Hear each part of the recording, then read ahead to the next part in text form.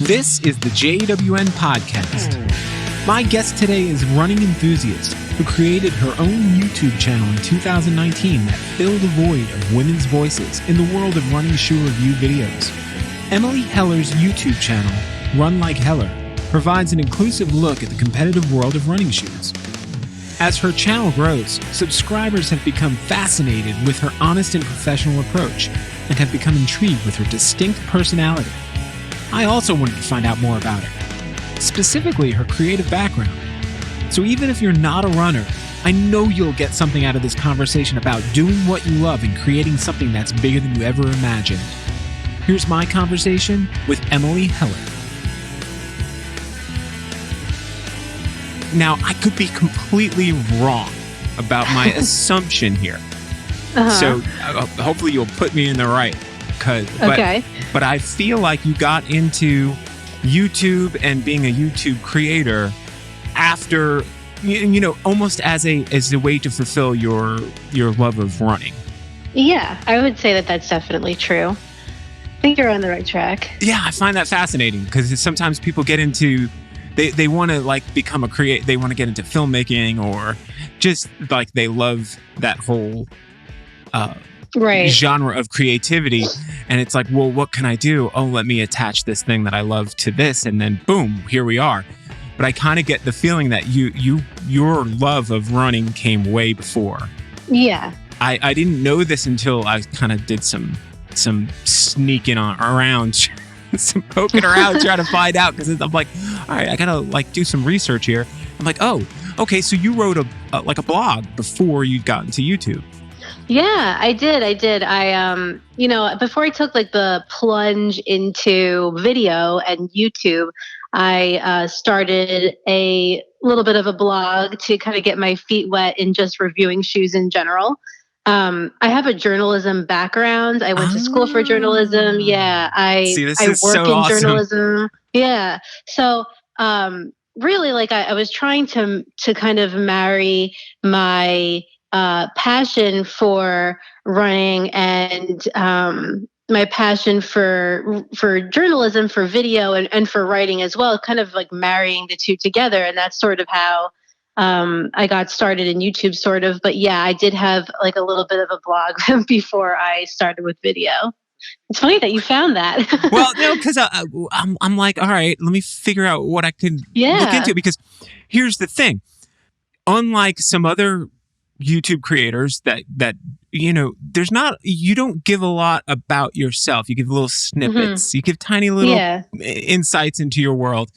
Right. But what the nature of YouTube kind of becomes is people watch and they get more interested. They're like, okay, well, explain that balloon behind your head. Explain, where you got your dog from. Explain all of these little details that they're noticing because they're watching. Right. No, I agree with that. Yeah. I do want to start doing a little bit more vlogging type of thing to give people a little more of an insight into my life. But yeah, you're right. It's not something that I've really I don't know if touched on is the right word, but it's not something that I've dived deep into. So it's something that I definitely want to do for the future. And I'm open to chatting about here as well. Yeah. Well, I do want to kind of get to the bottom of where what brought you to where you are. But I wonder, now that you say journalism is your kind of your professional career background and what you're trained in, that kind of makes sense because journalists aren't usually telling stories about themselves. They're telling stories about other things. Yeah. That's true. I never thought of it that way, but yes, I think that's kind of the journalist in me, is to stay not exactly neutral because I'm very honest and opinionated in the shoes that I review, but to not give or not to talk too much about my personal life or your personal experiences, because as a journalist, you're supposed to be telling the stories of other people, really. And if you're talking about yourself, then it's more a biased kind of thing, that's diving way deep into journalism. But right. But yeah, that's true. I've never made exactly that correlation, but maybe that is why I don't talk too much about myself on the channel. It's funny because I think the medium, podcasting I kind of throw into like an audio version of what YouTubing has become, because it does sidestep traditional platforms like where like documentary style filmmaking or something like that might not like really get too personal. When people are putting out constant content on a weekly, bi-weekly, daily basis, it can't help but like let a little bit of life seep into it. Of course. And the same thing, like when you look at podcasting as opposed to, say, regular traditional radio, it changes, the barrier shifts where it becomes a little bit more personal. So now you've got this challenge, because I noticed you had put on your Instagram story, I think maybe yesterday or the day before, a question out there, and quite a few answers came back like, hey, we want to know more about you. Yeah, I know.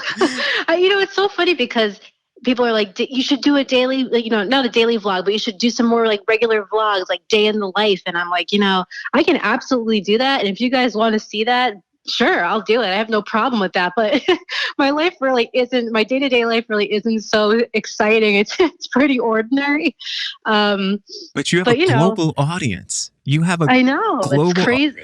So if you saw the day in the life of somebody living in, say, like Zimbabwe, and you saw what they consider a mundane day, you'd be fascinated. That's true. That's a good way to look at it. I never thought about that. I'm not sure if it's as cool, the day-to-day, just as a suburban girl on Long Island. All right. But I could maybe try to make it cool. You don't try to make it cool. That's the beauty of it. Don't try to make it cool. Just be you. Because I think people see that in the reviews that you do put up there. They're kind of quirky. They're honest, and they're very like, there's a personality that's shining through, and people are attracted to that personality. They want to get to know that person. Right. Yeah. No, I do try to put a lot of my personality in the reviews and just be myself, be authentic to myself, and try not to get like too news anchory, because sometimes I feel watching them back, especially like my earlier videos, I'm like, oh my God, like I'm screaming. Like I just need to like take a chill pill, because yeah. Because like, I'm so like used to that, like, I don't know how to say it. I'm so used to that kind of like newsy vibe, I guess. You live in Long Island. So it just kind of, well, that's also a big thing. I mean, I always wonder how bad my Long Island accent like sounds on camera. All right, because I don't notice it. I'm going to tell you right off the bat. Tell me. All right. Shoot it straight. I want to, before we start like going back in time and kind of get into a little bit of your backstory. The first video, because you only started putting YouTube videos up about a year ago or so. Yeah, like a year in September. And it's grown for that like niche. It's grown pretty quickly, very quickly, I should say. It's crazy. Which there's a lot to say about why. But the first when you first popped up, kind of the YouTube algorithm was very, very, very like on you. They're like, oh, you watch anything about running? Here's Run Like Heller. I'm like, okay, let me check it out. Crazy. And and I'm like, why is this girl from Long Island yelling at me? But I kept going back. I kept going back because I'm like, I'm from Long Island. So I connected immediately. I was like, she's not really yelling at me. She probably doesn't know that like other parts of the country are a lot more laid back than like the New York mindset, that kind of, you got to kind of speak over the crowd type of, there's a lot of noise. There's a lot of background noise living in New York, especially in some place like Long Island, where it's crowded. There's no nonsense in New York. We're just yelling. We're telling it like it is. We have no patience. But there's such a beauty to that. When you step away from it, and then you're like, I kind of miss the honesty and the right up front, no layers to get through to get to what people are saying. Like, here's exactly what I'm thinking, and this is what I'm feeling, and I'm not going to waste your time. And that's right. There's something awesome about that. Yeah, just minus the screaming a bit. Got to tone that down. Don't tone it down. Just I'm not going to tell you what to do. Sorry. I'm just telling you that it's not a bad thing, so to speak. But what I wanted to find out a little bit more about you, because you grew up in Long Island. I did. So tell me about what got you into your paths, your separate paths. Like what came first, running or journalism? How'd you get started? Yeah.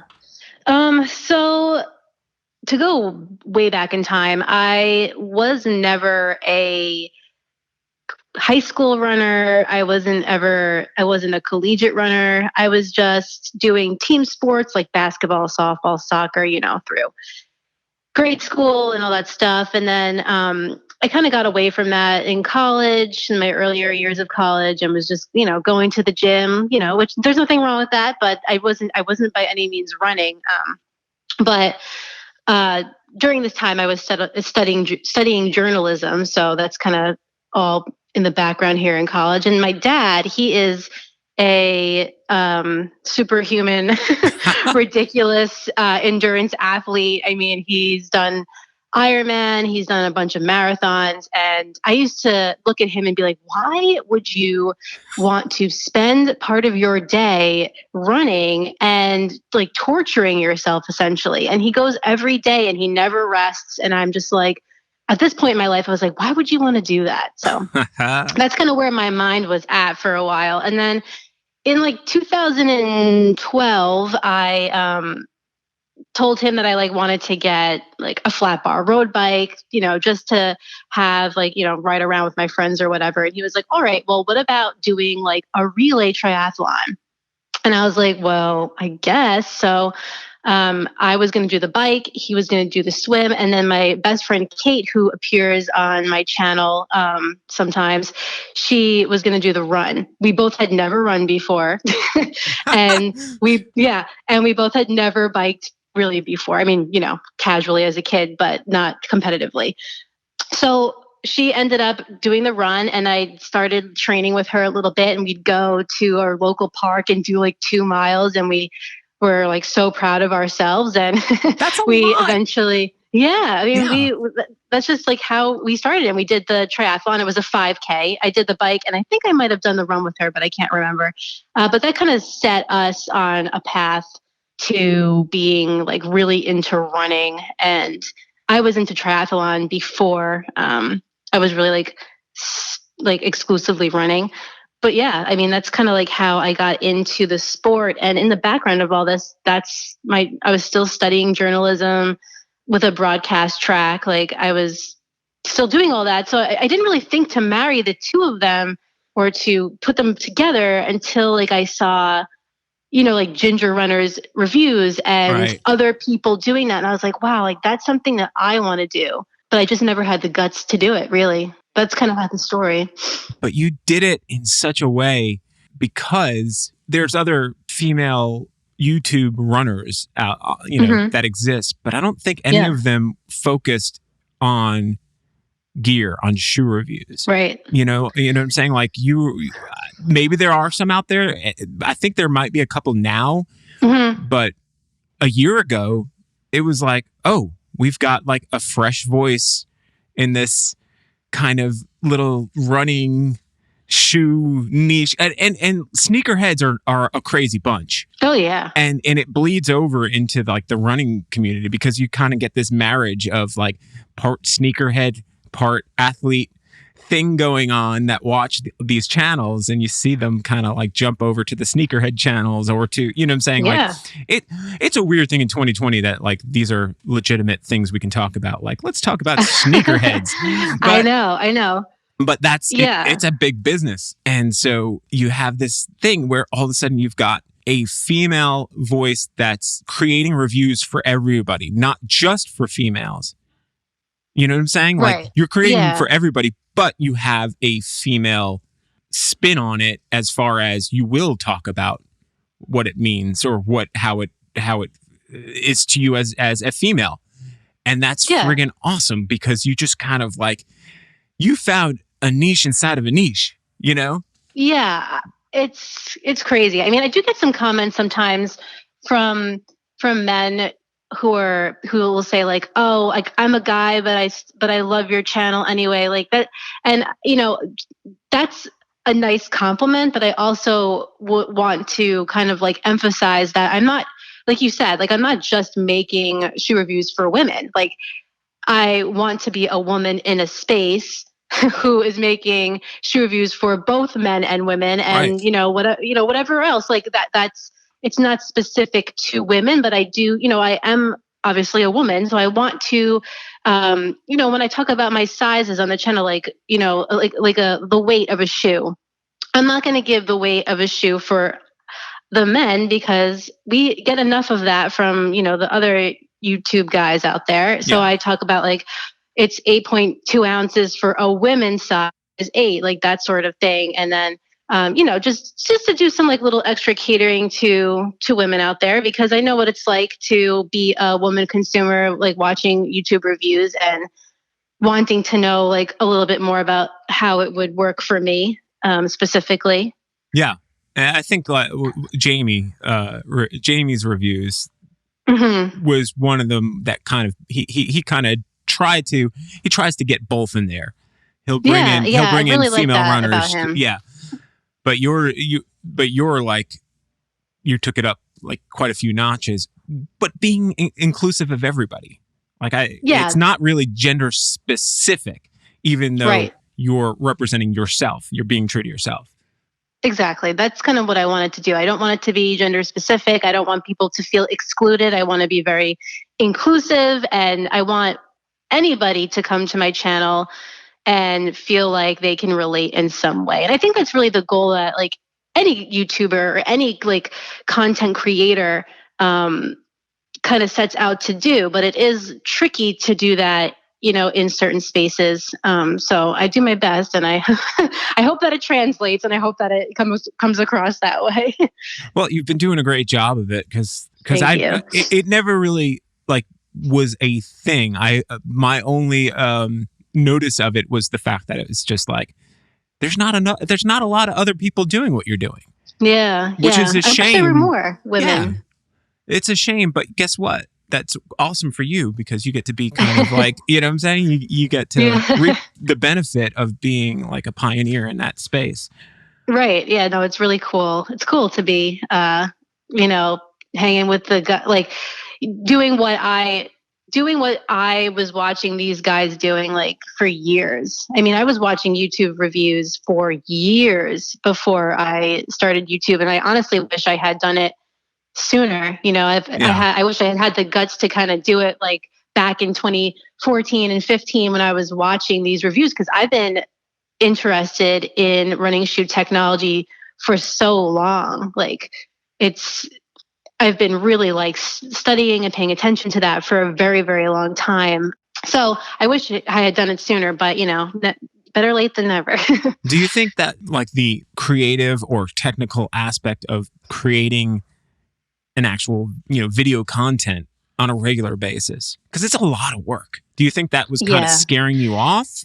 Yeah, I definitely think that's part of it. It does take you a little bit of time to get your sea legs for sure. And I mean, even with me, somebody who has a bit of background in video and broadcast journalism, it was still difficult, especially those first few videos. And I mean, I think any person who has a YouTube channel will look back on their first few videos and kind of be like, yikes. Like as far as like, the video looks and just the whole thing. But yeah, it was definitely stressful. I work, in a normal world. I'm working from home right now, but I work in the city, so I have quite a bit of a long commute. So it was really just like a matter of time that kind of scared me away. Like I wasn't sure if I would have time to commit to making one video a week, and sometimes now like 2 videos a week.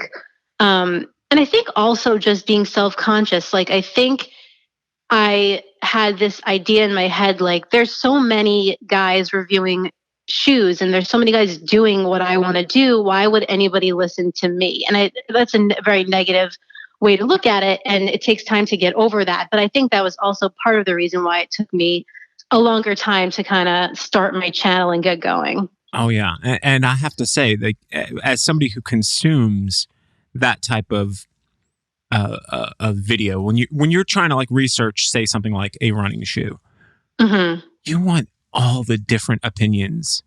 You want everybody to chime in that right. has a voice in that space, because you're trying to make a decision. And shoes are not cheap. they're pretty expensive now. Like Yeah. Oh, yeah. when I was a kid, if you paid $20 for a shoe, you're that was pushing it. And now it's Yeah. like, we're looking at $200 shoes, and you're like, all right. That's crazy. It's one of those things, like the more voices, the better. Because Right. if you watch 5 different reviews and they all say, hey, this shoe is trash, then you're gonna like go, okay, you know what? I'm gonna trust these 5 different people from different walks of life, different body types, different genders. They're gonna tell you, hey, this shoe's trash. Okay. And like, there's some examples out there where, like, I think it was Brooks, they came out with their elite shoe and like immediately shelved it. Like, I don't even know if it ever released to the public. I think it might have, but I the first one, I didn't even get my hands on that. But, I don't think I missed much considering all the reviews that I saw on that shoe. Yeah. Yeah. And that's one of those things. It's important to have all of these different voices, because if there's a shoe you're interested in, and some people give a mixed review, some people give it a positive review, some people give it a negative review. One of my favorite shoes that I own is a shoe that a lot of reviewers didn't like, but some liked. Really? Oh, what's that? The Nike Zoom Fly 3. Okay. See, that's one I didn't try, but that is a polarizing shoe. People either love that or they hate it. It can go either way. Because it's kind of heavy. It's kind of heavy, but it's so comfortable on a long run. Yeah. Sometimes the weight really, sometimes the weight isn't the biggest deal killer. If the shoe is comfortable and it's a little bit heavy, so what? I don't have a problem with that. Yeah. Every shoe doesn't have to be the perfect shoe for every occasion.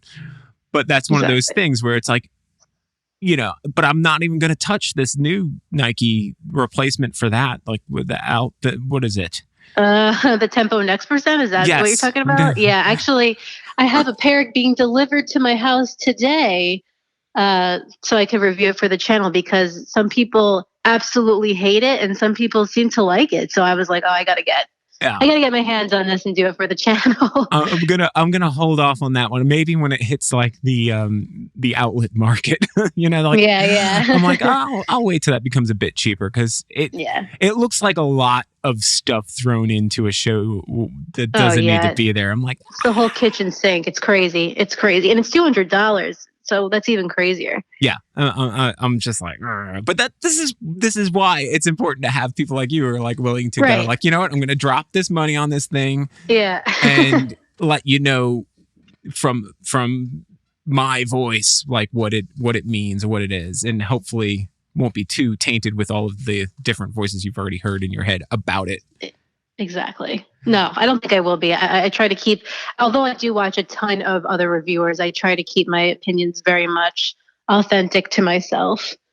So what I want to know is the creating of the videos, has it grown on you? Have you become happier about it?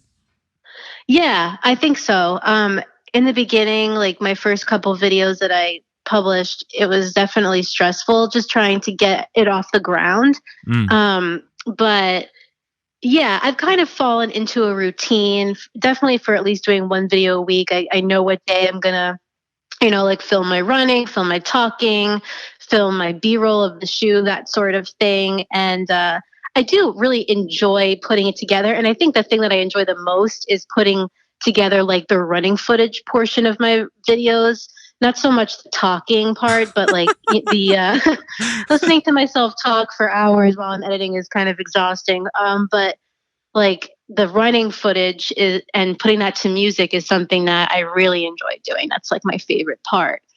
That's fun. So how much time do you put into a typical video? Because your videos are about, like 10 to 15 minutes long? Yeah. I really try to keep it under 14 minutes, but sometimes I tend to go on and on. But yeah, I would say maybe like if I sat down, well, that's just the editing part. But so I guess let's say if I take my camera out on a 5-mile run, that'll take me like, I don't know, 45 minutes or a little bit less than that. I have to hold the camera the whole time I'm running, obviously.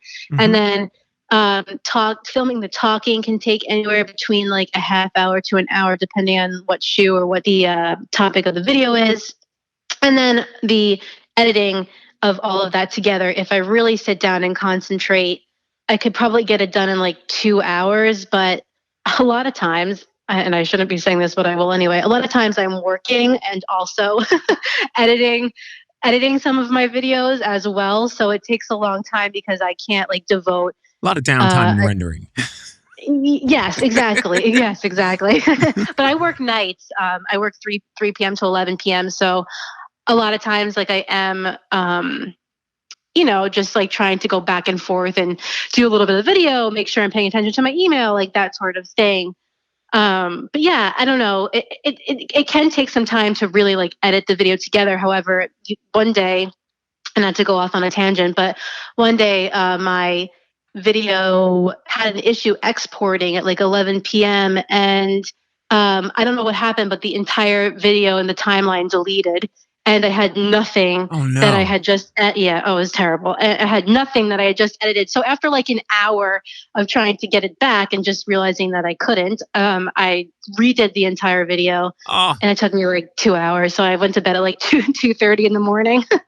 But it happens. It definitely happens as a creator.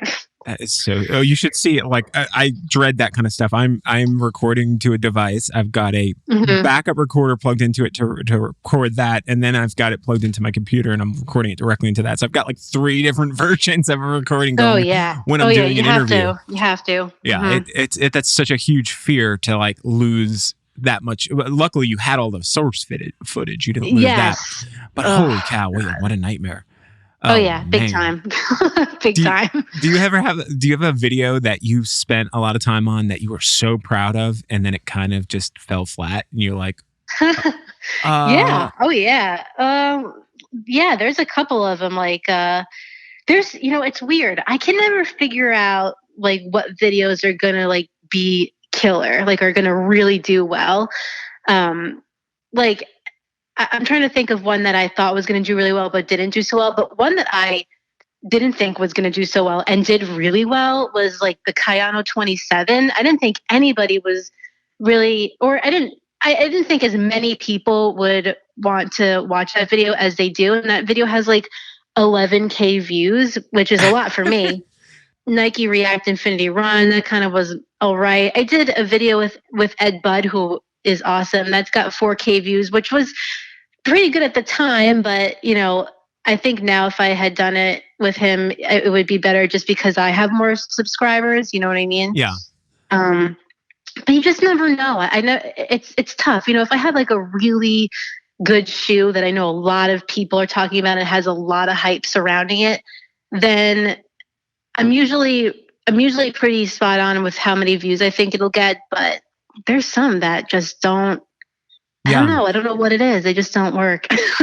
It's a weird thing, like the Nike Infinity Run. It's a shoe that came out. Nike, I mean, they marketed that thing to death. Yeah, well, exactly. Yeah. And it was such an odd thing because like it's a shoe that I knew I would never buy. So I was it was just like, why are they pushing this specific shoe so hard? And it might have been an issue, that might have been an issue with just like a flooding of information, whereas the Keanu doesn't make. Did I say it right? The Keanu, the Keanu like Reeves, the Matrix. Yeah, exactly. Where that's a little bit more like there's probably less information out there right now.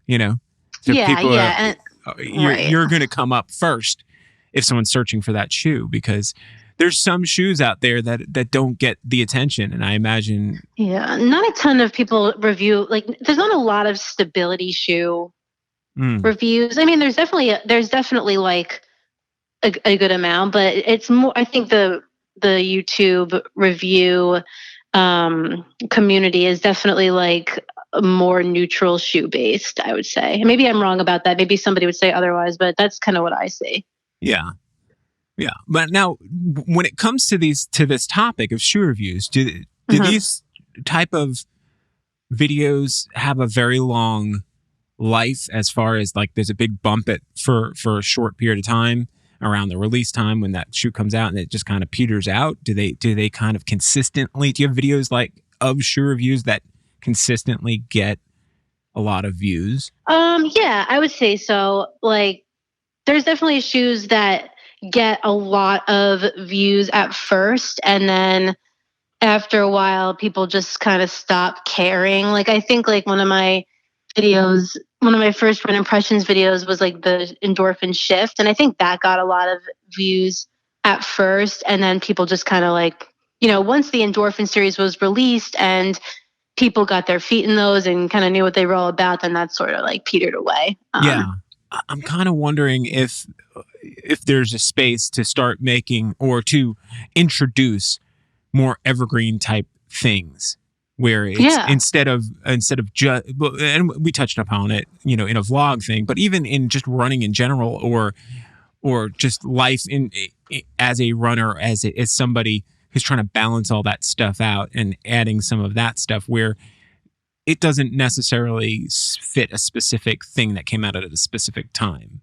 You know what I'm saying? Yeah. Yeah. Well, yeah, I definitely am trying to do some more of that stuff. Like, I did like a summer gear video and I'm going to do a winter gear video. And that sort of stuff I'm talking about products, sure, but I'm also really just talking about like, for beginner runners who maybe don't know how to dress like, warm for winter running, that kind of thing. I want to be able to give those people too a little bit more insight. And that was one of the things that I got a lot of when I asked people like what they want to see more of on the channel was like tips, running tips. And, I'm not an expert. I'm not a coach. I don't want to give people the wrong information, but I definitely can talk about what works for me and what doesn't work for me and how all of these different things benefited me when I was first starting out, for sure. Yeah. Well, and I know you say you're not an expert, but you got a microphone and a video camera. I know. Does that make everybody an expert? Yeah, yes. Exactly. But I think it doesn't. You don't have to be an expert. You just have to be honest and have your opinion. And that's enough. Definitely true. Yeah, that's enough because you're going to learn from other people as well. Like that's one of the cool things about having a more personal vlogish type of thing going on where there is a community. One of the things I've noticed on the running community in general is the engagement is unbelievably engaged. You know what I'm saying? Like people are really, you can have a video that will drop and have a couple of hundred views, but there'll be 100 comments too. Like everyone watching is into it. That like it's crazy. It's so crazy. It's so crazy because then you can put a video like this masterpiece of like a beautiful cinematic video and nobody comments on it. And you're like, what's going on here? I know. But people, they love their shoes, man. That's like one thing I'll tell you. I got people people are always commenting and on old videos too. They go back, watch them and ask me a question on those. So I always try to answer the comments as best as I possibly can. Like I always try to answer every comment, every question. And I think that's so important so that your viewers like feel like you are an actual person, you know what I mean? Not just like a talking head behind a camera. And that's kind of really something that I want to try to keep up even as I hopefully gain more subscribers. Like I want to be able to engage the audience. And that's something that I see, like Jamie doing, Seth doing, Kofuzi doing.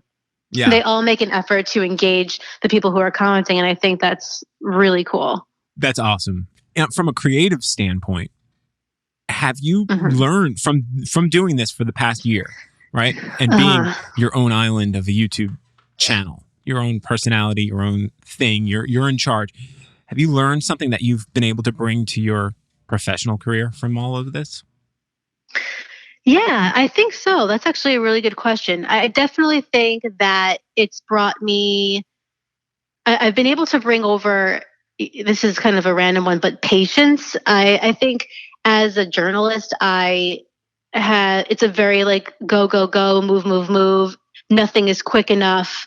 Things were supposed to be due 3 seconds ago, like that sort of thing. Like, I think it's brought to me a little bit more of a patient look at things because, it takes time to make the videos for YouTube that I'm making. Not everything is perfect. And I think that's kind of helped me in my actual career because I'm like, all right, listen, like not everything needs to be a panic. Not everything needs to be stressful. Everything will get done. And it doesn't need to be like completely perfect. Like as long as it looks good, that sort of thing. And then I think like some other things is it's also made me happier as a person, like in my career. I love news and stuff, and that's what I went to school for. But I also wanted like a more creative way to express myself, and I was searching for that and thinking about what it was that was missing. And I think now that I found YouTube, and that was really what was missing from the puzzle, I guess that was the missing piece. I feel like I'm more settled in my career, if that makes sense. So in your career, you're working in journalism. Is it in print, video, like Yeah. TV, or what? It's yeah. So I work in TV as a producer, but it's kind of like, not to get too much into it, but it's No, get basically into like it. well, I work for CBS News, and I am a producer there for a division that deals with like all of the affiliates across the country, like all of the different CBS affiliates. Which is really cool. And I get to see a lot of awesome things. I've done traveling. I went to the New Hampshire primary in 2016. I went to the Democratic National Convention in 2016. So I've done a lot of really cool things like that for my job. But there's a lot of what I do is not creating like uh news pieces. Like I do a lot of like behind the scenes work, if that makes Production work. sense. Yeah. Yes, correct. You Yeah. make So things and happen. it's right. So and right. And like I'm not really like I'm not creating like the news pieces that you see on TV, really. Like I'm working as a liaison between like the network and our CBS affiliates. So I am producing, but it's not like a direct producing role, I guess you could say. Right. And I really enjoy it. I like it. I've been working there for a really long time, like I think since 2014. And I like that. But I wanted to find something that was a little bit more creative. So this kind of gave me that outlet. And I think now that I have this and I have work, it's kind of like the perfect match, because I can do what I enjoy doing at work, but I can also have something that I'm even more, passionate about, I guess you could say, and that I love to do on the side. And it still sort of has something to do with journalism. Yeah. No, I mean Yeah. it's cool. So do you now get like a little bit more of an insight into the boots on the ground, like the affiliates that have to produce the content? And now Yeah. you look at Yeah. them like, oh no, they need this. Like Yeah. I Yeah. need to get this Definitely. okayed because I know what it's going to take to get this thing done that they need to Yeah. do. Yes, I know. I've always dealt with deadlines, but now, because I really try to get my one like Sunday video out, I really try to get that out at a certain time and that sort of thing. I've had an appreciation for deadlines, but I have even more so an appreciation now for it. And just like the editing in general, I had a very basic um, knowledge of editing before I started doing YouTube. And doing YouTube, I've kind of taught myself how to do a lot of other things. Uh-huh. So I have a really big like appreciation for the people who are editing the pieces every day in major time crunches, maybe only have like an hour to get something done. I mean, that alone is wild to me. Man, yeah, that's kind of. I'm so happy that this is where this is going right now, this conversation, Hmm. because that's kind of what I was hoping we'd figure out. Like, Yeah. because the creative aspect of making a video, like there's a lot creativity exists in almost everything we do, but people don't usually Yeah. label it that way. But now when you start doing something that is overtly creative, like editing a video, filming the video, Hmm. writing the content of the video, Yeah. being on camera, That was crazy. controlling the camera. You know what I'm Yeah. saying? And then you have all the experience and expertise on all the kinds of things that go on in the background as well. Hmm. It's such a wonderful thing to see how all of those things will enrich your life and make you a happier person or make you excited about doing even your daily job, because now you start like equating these things. Yeah, I mean, like all the small stations across the country, like the really smaller ones that we have, a lot of the people who go out and cover these stories, it's like a one-man band. It's the reporter who also handles the camera, who also does the writing, who also does the editing. And I think that is just like, I have such a respect for them now. I mean, I did before, but it's tenfold now. I mean, they are really hustling. It's crazy. They drive to the scene. They set up the shot. That's right. They get the camera rolling. They get in front of the camera. They got to worry about audio. Audio is a whole other aspect of filmmaking. That's the whole thing. Yeah, that I'm still trying to figure out. I would say just get a nice little lav mic. Yeah, at least for the for the interior stuff. Right, because it's very very echoey. Yeah, when you're out running and outside, it's like the audio coming off of a modern GoPro is actually pretty good. Yeah, it is. But anyway, sorry. No, it's okay. we actually have something in common, that you work at CBS. So before I left New York, I was working for MTV Networks Viacom, and CBS was still part of it. So I've been in like Mel Karmazin's office when he was at 1515 Broadway. Oh, that's so cool. Well, Viacom and CBS merged, so now again, it's Viacom CBS. They're like bad parents. Like they got together, right? They got divorced, they got together again. Together. Yeah. They just did. It was so funny to have when I was there in the early 2000s, and the floors that were MTV Networks or like Viacom kind of floors, not the corporate CBS floors, whatever. Mm-hmm. Right. It was like two different buildings.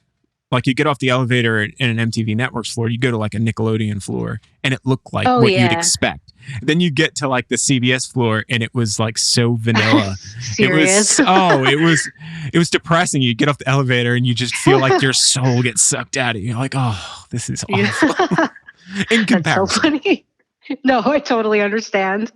Yeah. So, but that was definitely a fun time to be. When they were, and then it got a little ugly. And they separated. Yeah, well, they made up. Lots of people lost jobs. They keep doing that whole culture. That culture of working in that for a huge company like that is scary. Do they still? I don't know if CBS has that culture of every year there's reorganizations. Not so much. We've been pretty like thankful, but yeah, I've seen a little bit of that throughout my time there, but.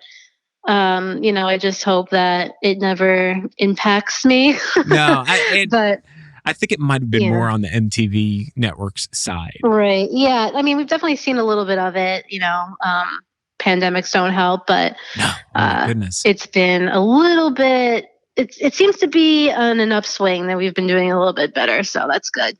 Yeah. Well, you must be getting hammered with just news in general at this time of year. Oh, yeah. Big time.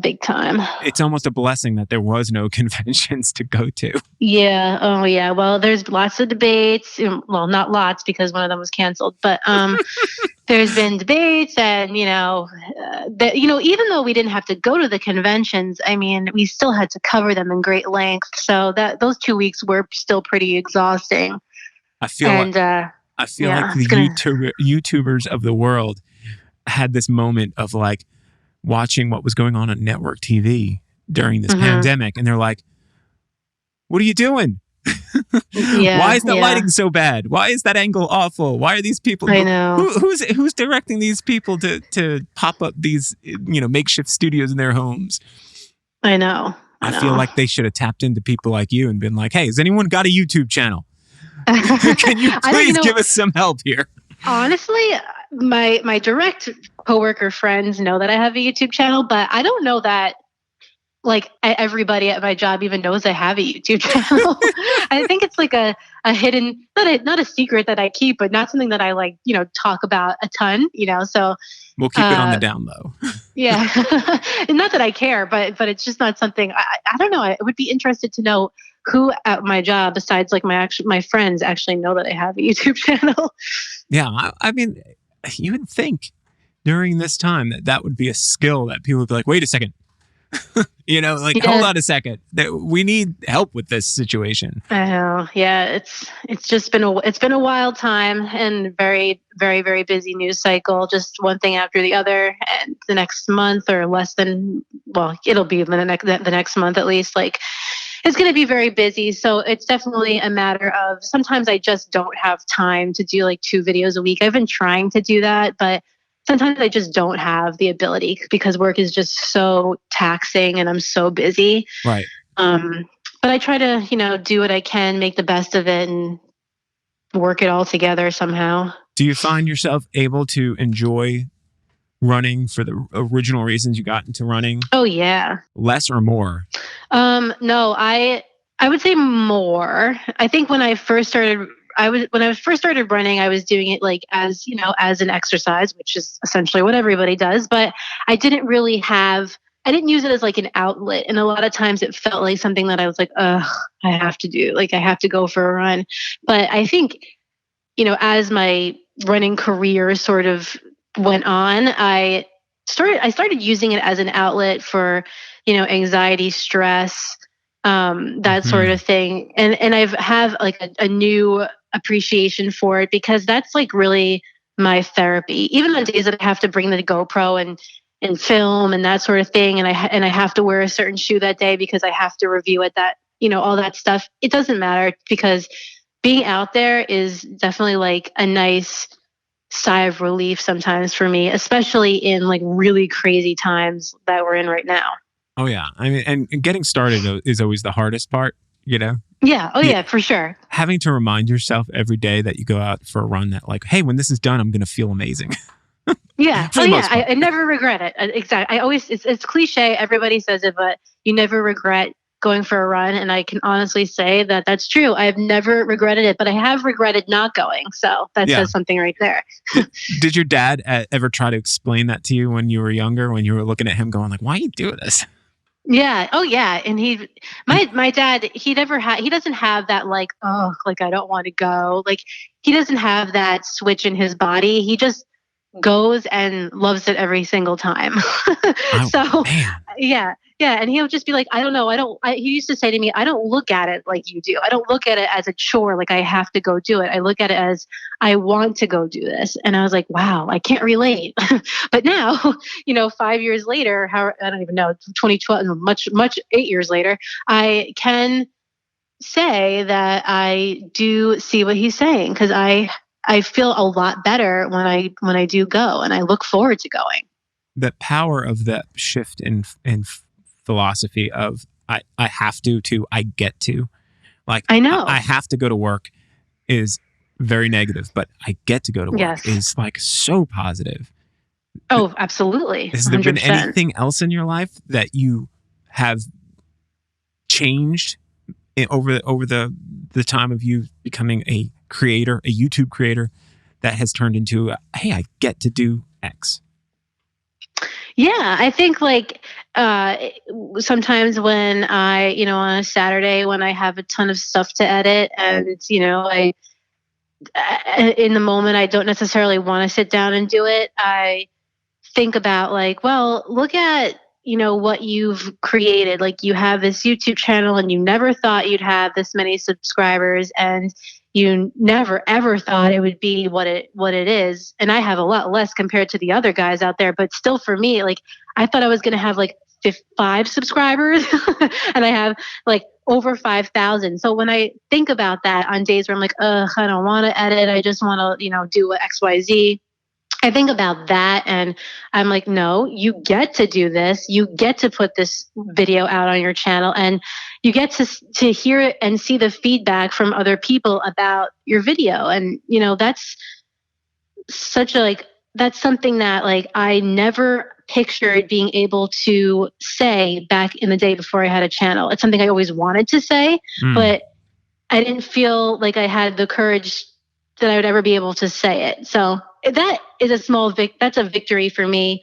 And something that I always need to make sure that I'm paying attention to when I start to get negative or feel lazy and that kind of thing. Yeah. It's such a powerful shift. It's so powerful when you realize, hey, and I think for some people, like it takes it being taken away from you if you get a running injury and you can't run for a couple weeks, oh God.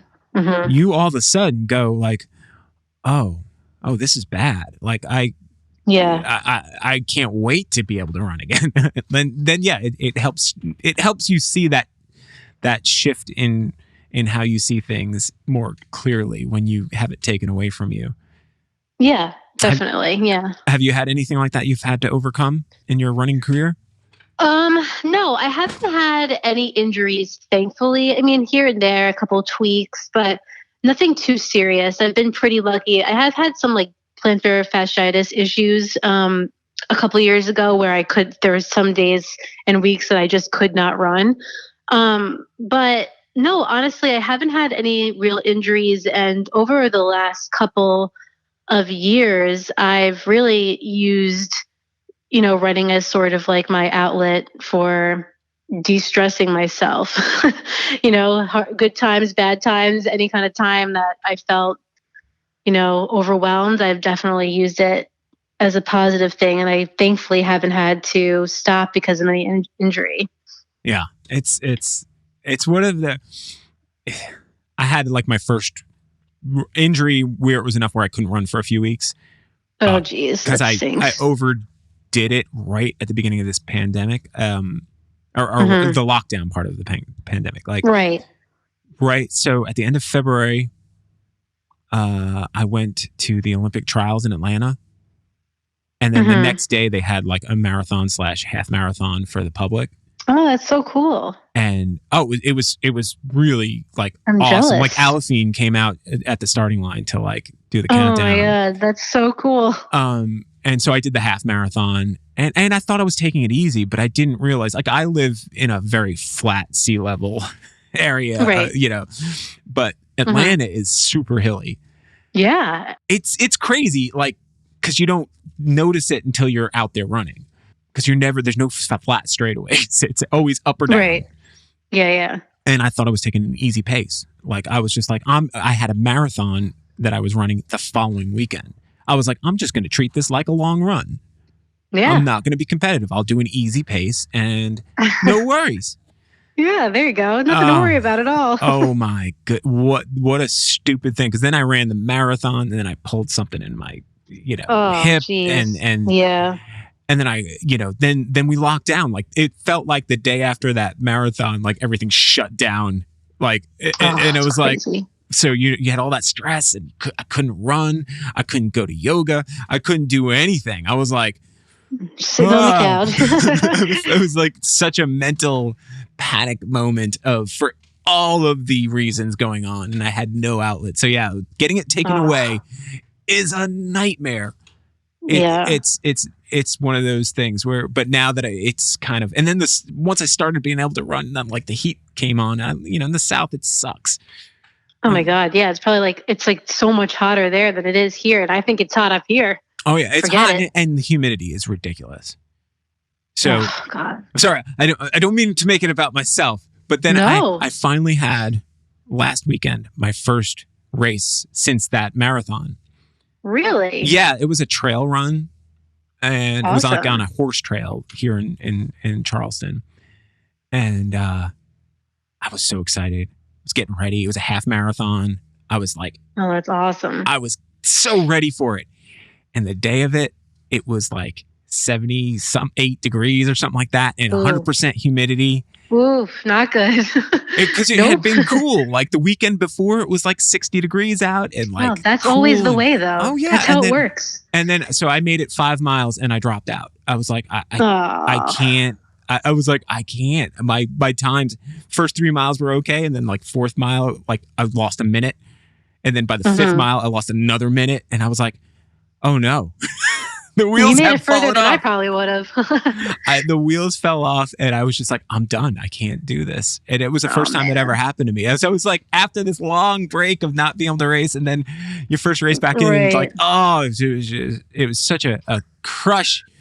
So I feel like I'm experiencing all of these like downs this year in my running life. Yeah, I know. On top of just like the global down of, it being 2020. Yeah, it's been a weird time, but what I always try to tell myself is like, maybe it didn't work out this time, but next time you'll be even more ready and you'll kill it. That's kind of the mindset that I always try to have. Well, all of that personal stuff I just shared with you, coming back to, has there anything during this year, during all of this like historical thing that has gone on, that you have kind of pulled from this that you will improve your life with? Have you learned something, or is there a silver lining? It doesn't have to be, by the way, but is there a silver lining for you? I think there is, in both running and not running related. I would say that during the pandemic and all of this stuff, like I started working from home, so I had more time, and I really started running a lot more than I was, and I found like an even bigger appreciation for running and like how that can like de-stress me. And I really think I've improved on my running since March, and I think that not that I owe anything, not that I feel happy about the pandemic in any way, but I don't know that I would have had that experience or the ability to really focus on my running as much as I have if it had never happened. Not that I wish that it. I'm making it sound like I'm happy the pandemic happened, but that's not what I'm saying. But in terms of my running, everyone knows what you're saying. No one's happy about the pandemic, but there are, there's a benefit to getting this like pause, right? And I have to be careful when I ask questions like that, because I do understand that like not everybody's able to pull something out of this, and they shouldn't have to, Right. But the fact that you are able to find a positive in all of this is immensely important for you and for other people that do find these things, and not to feel guilty about it. No, and I mean, I think it also, in a non-running related way, like it definitely shows you like what's important in life and what you can and you can't live without. And I think that it definitely gave me a new appreciation for spending time with my family and my friends, and not being able to do that for a point in time, especially like in the very beginning of all of this, like it really puts things into perspective and shows you like, like all of those things that you were stressing about before this happened really seems so minuscule and unimportant now. So it definitely shifted my mindset a bit, which I am glad that it did. I think your fans, your rapidly growing fan base, would be extremely upset if I didn't bring up this. Okay. You're like, what is he going to say? So Ruby has come into your life. Yes. Is that a product of all of this? Because that was within the last year, right? So. Oh yeah, well I got her in April. Wow, that's so sad that I didn't say Ruby. No, I was thinking it, and I was like, all right, I'm gonna have to bring up Ruby because I know there's I'd be one of them going like, that dog is awesome. Oh my God, she's the best. Yeah. So I can give you the rundown on the Ruby story rundown if we have time for that. Yeah. Yeah. So basically, my girlfriend, who is now my fiance, in April, we were like, I was home at that time. I'd been home for a month, and I was like, maybe we should get a dog. And she was like, I don't know, like maybe we'll see. So I started like looking on some rescue websites and whatever, and I couldn't really find anything. So I went to petfinder.com and I saw a little ad for this puppy named Rosie, which was Ruby's original name. And I showed it to my fiance, and she was like, oh, she's so cute. We should, email them. So we email them, and then we see that it says that she's been adopted. So I'm like, oh, well, forget her. we're not gonna get her.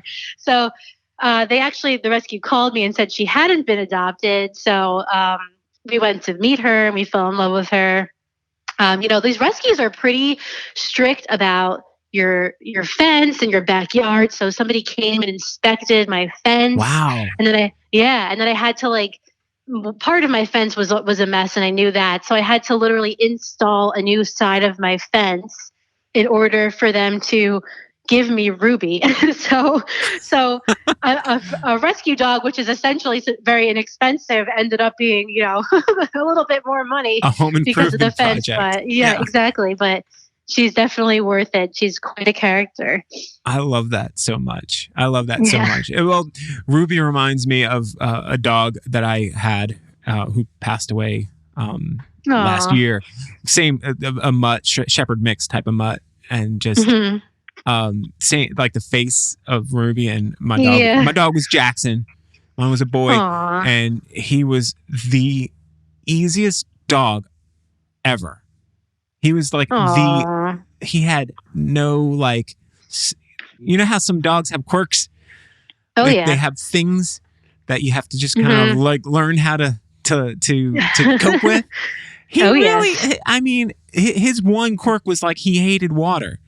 He just didn't like water. Aw. That was it. But everything else, like Yeah. he was the most chill, relaxed dog ever.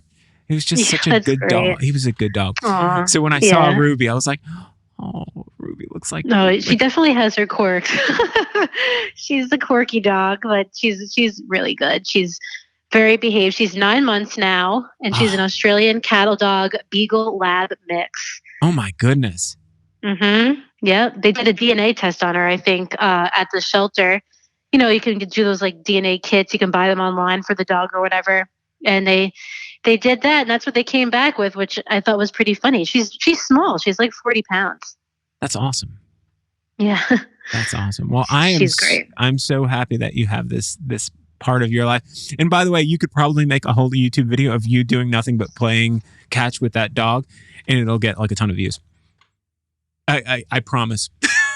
I honestly thought about doing a series of me like teaching Ruby how to run, but until she's like a year old for her to actually start running, or they don't recommend that you run with them until they're like a year old or fully developed or whatever. So I might have to hold off for a little bit, but it might not be a bad idea.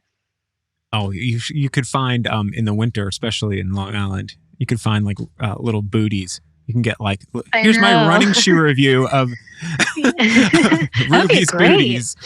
Yeah, See, I think that would be a great video. I come up with really bad, good ideas. No, that's actually a great. I think that would be like a really good video that would get a lot of views. You could do a running shoe review of your dog's like snowshoes. Exactly. That's funny, dude. All right. Well, this has been awesome. I was fascinated to find out more about the person behind the reviews, and you did not disappoint. I'm glad. You, by the way, lead a very exciting life. Whether you think so, Thank you. You might not know it. You might not believe it. But I'm telling you, like a lot of people will be interested in the day-to-day things, and the fact that you're able to share all that, it means a lot, because again, the landscape of how we consume our media, even something as somewhat benign as a shoe review, you get attached to the person who's giving you that information.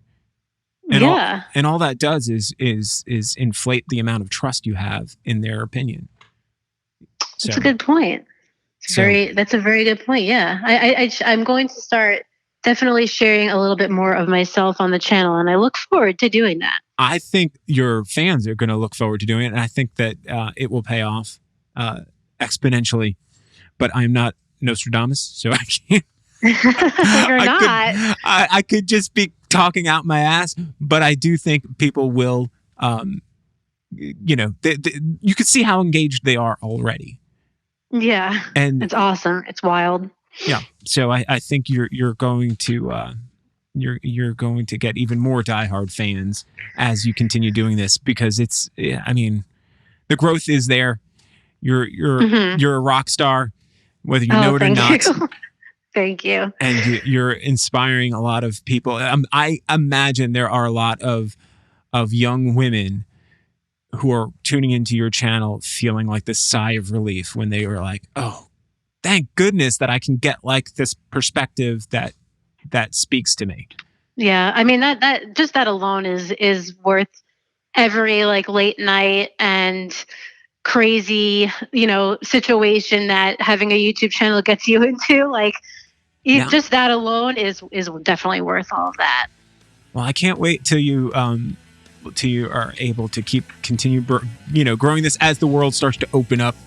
Maybe, hopefully by this time next year, then you can start doing all of the other fun things that are the running community. I'll come for a run in Charleston. There you go. We have some great races here. The Cooper River Bridge Run is one of the biggest 10Ks in the world. We get upwards of 40,000 people. Oh my God, that's a lot of people. And it's usually in April. If it happens in 2021, I'd be surprised. But they're planning on it happening. But I'm a bit of a negative Nelly when it comes to this pandemic. I'm like, let's look at history. Me too.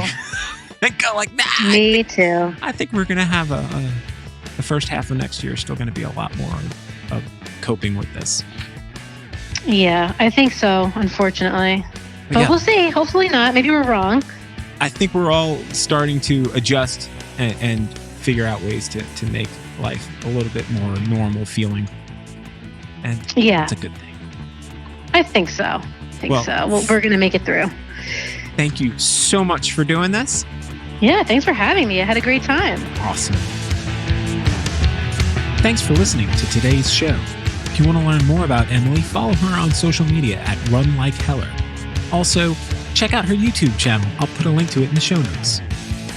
Don't forget to subscribe and share the show with your friends. You can find out more at jwnpod.com. Thanks. Have a great day. Peace.